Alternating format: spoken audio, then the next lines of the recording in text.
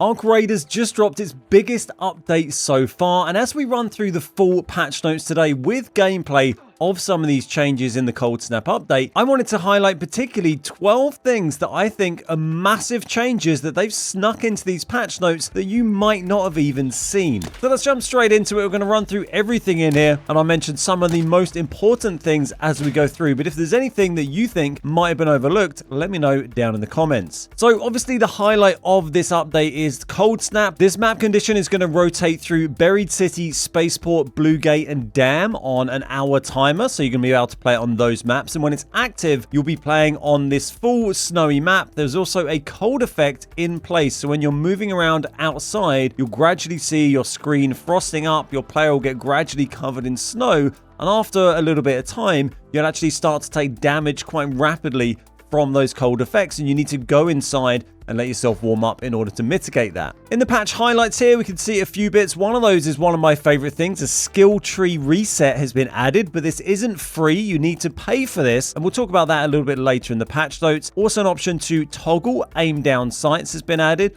although I couldn't find this option on controller, or maybe this is just a PC only thing, but they say that has been added. Your wallet now shows your credit soft cap. You have various festive items to get you in the holiday spirit, so new items added you can find in Raid. The Aphelion blueprint drop has been moved from the Matriarch to Stella Montis. You can now customize your Raider tool. They fixed collision issues. This is to do with players getting to out of bounds areas where they could shoot you through a wall and stuff like that, so a very important thing. And they've also improved the Stella Montis spawn distance. This is because so many people spawn so close to each other on Stella Montis. You spawn pretty much right next to each other, so they've tried to address that somewhat. First up in the detail of the patch notes, we got balance changes for a couple of the guns in the game. The Bettina and the Rattler have both had buffs. They do say these changes aim to make the Bettina a bit less reliant on bringing a secondary weapon. The weapon should now be a bit more competent in PvP without tipping the scales too much. What they've actually changed is the durability burn rate has been reduced per shot very significantly from 0.43 to 0.17. And you can see here in practice it used to take about 12 full mags to deplete durability. Now it takes 26. So a big change there to durability of the Bettina. The magazine has also been increased by 2, or the base magazine I should say, and the reload time has been reduced by half a second as well. The Rattler has also had some buffs. They say even though the Rattler isn't intended to compete with the Stitcher or Kessel at close ranges, it's now receiving a minor buff to bring its PvP TTK at lower levels, a bit closer to the Stitcher and Kettle. The only change they've made to the Rattler though is the base magazine size has been increased from 10 to 12. As we go further down, there's some changes made to the Shredder. They've reduced the amount of knockback applied by weapons. The Shredder is the arc unique to Stella Montis that floats around and then fires this kind of spinny shotgun blast at you. Its movement speed and turning responsiveness has been increased. Its head has had its health increased to prevent people shooting its head off, apparently, that was a thing. They've improved its navigation to reduce it getting stuck in certain areas. I find they're pretty easy to evade anyway, but maybe they'll be slightly harder to evade now. They've increased the speed at which the Shredder will enter combat when taking damage or close to players, so they'll get a bit more aggressive. And they've also increased the number of parts on the Shredder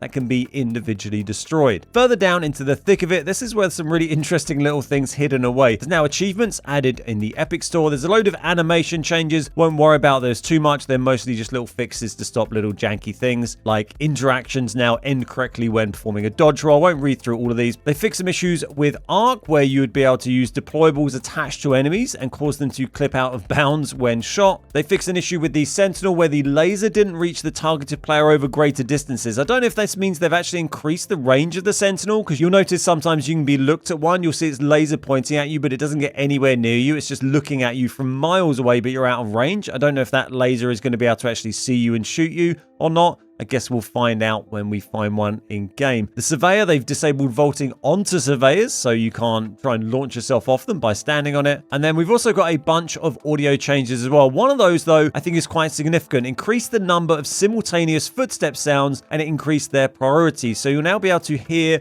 footsteps from players a lot more clearly when there's multiple players in the area, which should be very helpful. Footsteps are quite quiet in this game anyway, as you'll know from people popping up right next to you all the time. So hopefully this might make it a little bit easier when you're in a combat situation with a bunch of players running around you might be able to find them. They've also improved directional sound for ARC enemies. They've added sounds for sending and receiving messages in text chat in the main menu if you use that, as well as a small number of other bug fixes and polish, as they put it. On maps, we've got a few interesting things here. Fixed an issue with spawning logic that would cause players who are reconnecting at the start of a session to spawn next to other players who had just joined. So that's it again, another thing to resolve players spawning too close together in certain situations.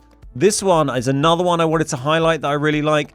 Fixed an issue with the slope of the raider hatch that was too steep for downed raiders to crawl on top of it. Might seem like a minor thing, but if you're crawling, it's really, really hard to get into a raider hatch because they have this kind of bumpy edge to them that makes it a little bit tricky to get up. Even if you're walking, they're kind of tricky to get up. So they've now made that a little bit easier to manage. Another big change I wanted to highlight, security lockers are now dynamically spawned across all maps instead of being statically placed. I love this change. I kind of hate that you have online maps where you can see where every container is and go and run around and do them. I like the idea of things being dynamic, and they've now done that with security lockers. These are these lockers you breach using the skill in the skill tree, and they can have some pretty good loot in them. Not amazing loot anymore, but still pretty good loot. So this is a really nice way to make it so people don't just go in and just farm these and run away again. You'll just have to see if you find them when you're in raid. I guess they're probably going to have certain places they spawn anyway that people will learn over time to check if it's there or not, but I think it's a positive change, and hopefully you might see that more with other lootable items in the game as well. Another nice change that I saw in here is the electromagnetic storm. Lightning strikes sometimes leave behind a valuable item. So if you're constantly getting struck by lightning, you might at least get a little bit of luck and find some item on the floor that's been left behind by the lightning. Great Mullen has had the number of possible spawns increased across all maps, which is nice to see because that's very useful for making herbal bandages and stuff like that. The matriarch spawn on Dam has been moved, and they've also adjusted the locked room protection area in container storage on Spaceport to not affect players outside the room. This is when players were kind of moving along on the roof of the building or kind of next to the roof of the building or against the wall, and there was an area where you'd get shot by like the flamethrowers that go off inside keycard rooms when you're outside of it. So it's just fixing that. You may have seen some clips from that going around on Reddit. Over on Blue Gate, we've now got the locked gate map condition added. This was kind of added, I think, by mistake for like an hour last update. This has now been put in properly. You can all work together and open these big locked gates and get some good loot on Blue Gate. Down on Stellar Montis, they've increased some item and blueprint spawn rates, so you should be able to find blueprints a little bit more easily on Stellar Montis. You will no longer be able to get rubber ducks when using the little extra skill from breaching certain containers on Stellar as well. I guess some people have been farming rubber ducks, and some of the glass has been cleared up so you can see through it a bit more easily on Stellar as well. There's a bunch of miscellaneous stuff here. Crash fixes. This is the skill tree functionality we talked about earlier. So you can now do this. Anyone, it seems, can do this. I think you can do it as much as you want. And you can reset your skills by spending 2,000 coins per skill point. It doesn't give you the option to just reset some. You either reset all of your points or none. So if you're max level, that's 150,000 or whatever coins in order to reset your skill tree, which isn't really very much if you're max level. So that's a really nice thing to see. Hopefully we'll see some improvements to the skill tree in future as well. That makes it a bit more descriptive and shows you what the skills really actually do. They've implemented a soft cap on your cred now, so you can't accumulate loads of cred from a previous deck and then use that for another one. I think that's the idea behind that, to make it fun rather than just having loads kind of built up. But they do say they're not going to remove credit that you've already earned. They're not going to get rid of anyone's credit, but you'll now have that cap in place in future. The Raider Tool customization we talked about a little while ago, that is now there. There's a bunch of bug fixes in here. They also mentioned in trials now, for ranks up to Daredevil I, the leaderboards will now have a 3x promotion zone if you're in the top 5. So you can get up even quicker than before if you go top 5. Really nice change there. And they've also added a new objectives, so we'll see what those are when we get the new set of trials. Down on the skill tree, they've now changed it so effortless roll will now provide greater stamina cost reduction, and the calming stroll skill now applies whilst moving in ADS. Down on movement, we've got fixed a traversal issue that blocks jumping, climbing in certain areas while crouched. Another couple of fixes. A slight stamina cost has been added for entering a slide. That's a new thing. And acceleration has been reduced when doing a dodge roll from a slide. So that's probably something you're going to notice.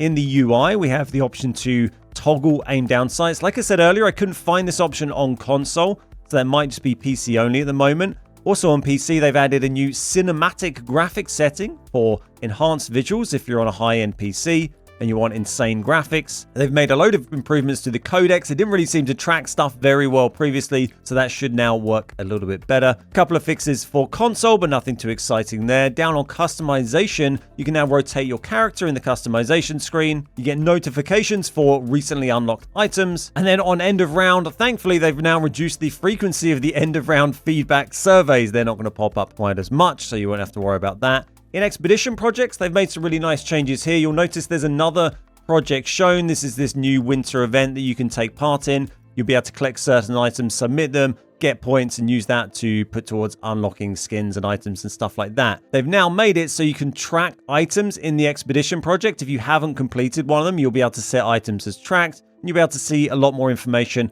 about the stuff that you need, whether that's for your expedition wipe or whether it's for some other project under that tab. There's a bunch of bug fixes here. I won't go through all of these. It's going to take all day, but there's a few things I wanted to highlight as well in here. One of those is some of the stuff in quests here is quite interesting. They've made pickups on the ground show icons if they're part of the quest or tracked. That means on your compass at the top of the page, you actually be able to see stuff marked when you're nearby, which is really, really useful because some of them can be pretty hard to find unless you know where to look. They made a few other changes to just making quests a little bit easier to follow and find where items are. Changed some of the colors for tracking, stuff like that. The interaction text has had its clarity improved. Down under settings, you can now tweak your motion blur intensity. If you like using motion blur or just a little bit, you can now try that out. Under VoIP, you can now do a microphone test to see how your microphone sounds. Check that it's working okay. That's going to be found in your audio settings in-game. Then in utility, there's some really interesting stuff as well. This is one I think a lot of people might have missed. Increased loot value